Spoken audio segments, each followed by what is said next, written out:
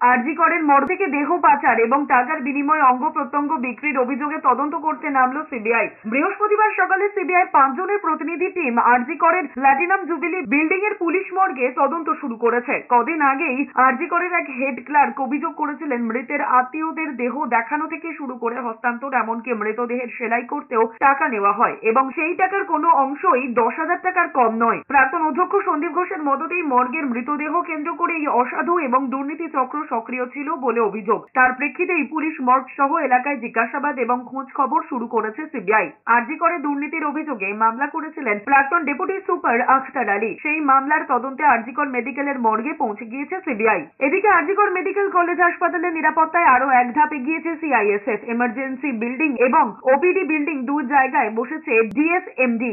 এবার থেকে এই দুই বিল্ডিং এ প্রবেশ করতে গেলে রোগী এবং তার আত্মীয়দের ডোর ফ্রেম মেটাল ডিটেক্টরের ভিতর দিয়েই প্রবেশ করতে হবে। আপাতত দুই জায়গায় বসলেও অন্যান্য রোগী এবং আত্মীয়দের প্রবেশের ক্ষেত্রে বিভিন্ন বিভাগেও এভাবেই নিরাপত্তা সুনিশ্চিত করবে কেন্দ্রীয় বাহিনী, এমনটাই সূত্রের খবর।